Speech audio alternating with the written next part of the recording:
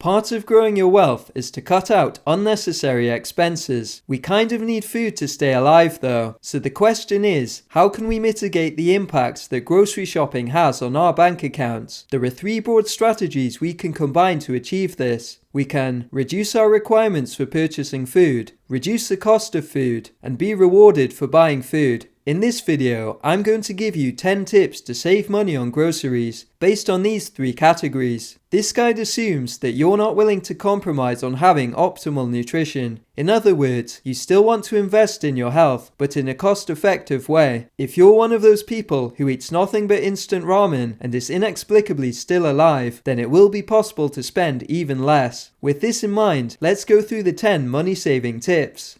Tip 1 is to eat less food. Now hear me out, most people in the UK are overweight, which is in part due to eating too much food. If you're carrying some extra energy reserves, then you can afford to take in fewer calories each day. It's easy to overeat foods which are poured from a pack, like cereal or pasta. Say when!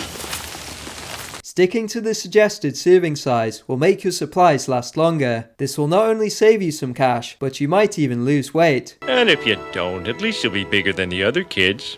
Tip 2 is to avoid food waste. Buying food and then throwing it away is money down the drain. The trick to avoiding food waste is to create a weekly meal plan. This will tell you which exact items to buy and when they will be used.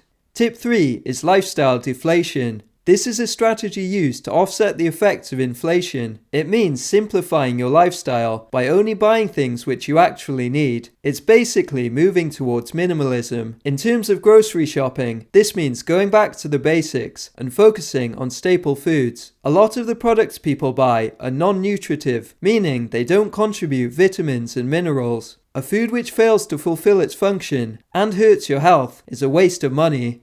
Tip 4 is to switch to budget supermarkets. Doing this alone cut my grocery spend in half. I used to think the budget stores wouldn't stock the things I need, or that the quality would be less good. The range of items on offer is surprisingly comprehensive, and you will even find some niche products. To get the most benefit, remember to stick with the store's own brand items, so long as the ingredients are the same.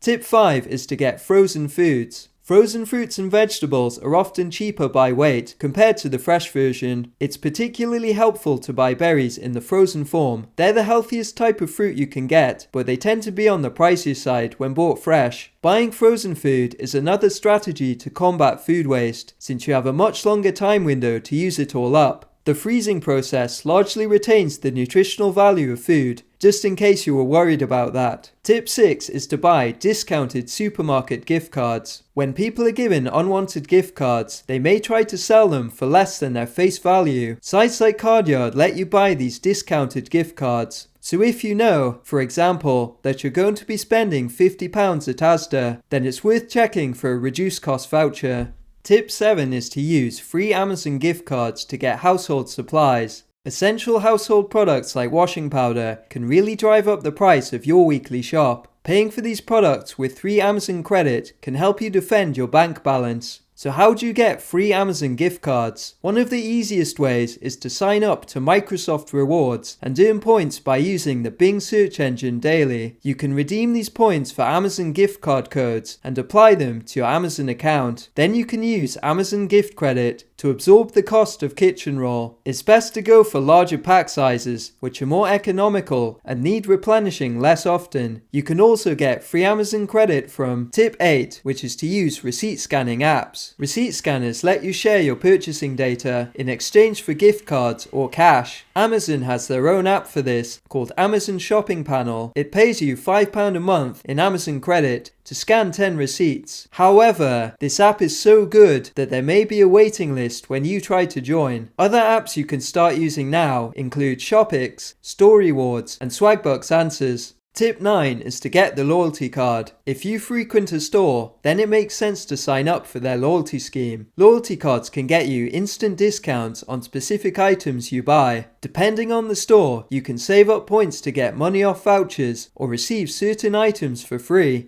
Tip 10 is to get cashback. Cashback is a partial refund paid to customers as a reward for purchases. You can get debit cards which earn cashback on every purchase you make. I use the Plutus card, which pays 3% cashback if you're on the free plan. Be aware that some cashback cards, like Plutus, pay you in cryptocurrency, so you will need to sell this if you want real cash. You could alternatively use the app Jam Donut, which pays instant cashback when you buy supermarket vouchers. You can even stack your cashback like a true master by paying for vouchers on Jam Donut using your cashback debit card.